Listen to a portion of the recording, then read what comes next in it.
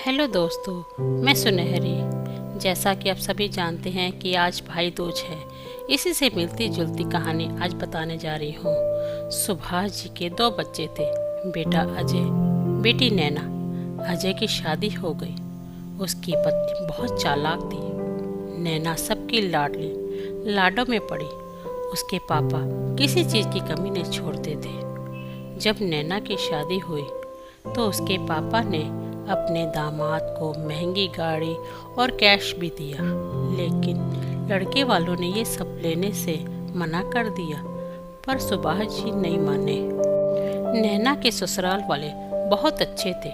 नैना के पति बहुत ही संस्कारी, कम बोलने वाले थे।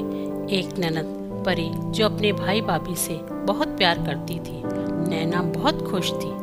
तभी पता चला कि नैना के पापा मम्मी को उनके भाई भाभी ने घर से बाहर निकाल दिया। भाई अजय को नैना की शादी के किए गए खर्चे पर बहुत गुस्सा था। अब उसके मम्मी पापा के पास बिल्कुल रुपए नहीं बचे थे। इसलिए नैना के भाई भाभी ने पापा मम्मी को घर से बाहर निकाल दिया था। नैना के मम्मी पापा किसी धर्मशाला में रहने लगे।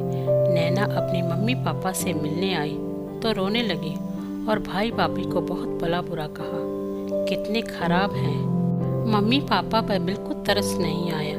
भाई को पता है पापा बीमार रहते हैं। नैना जब घर आई तो रात के खाने पर नैना ने अपने मम्मी पापा के बारे में अपने पति आशीष को बताया। आशीष खाना बीच में छोड़कर खड़े हो गए। नैना डर गई। सास ससुर ननद खाना खा रहे थे। उन्हें पता था आशीष से किसी का दुख नहीं देखा जाता। तभी आशीष बाहर आए, नैना को साथ लिया, मम्मी पापा को घर लेकर आए और बोले, इतनी मुश्किल में थे, इतना पराया कर दिया, अपना दर्द नहीं बताया। मैं आपका दामाद नहीं बेटा हूँ।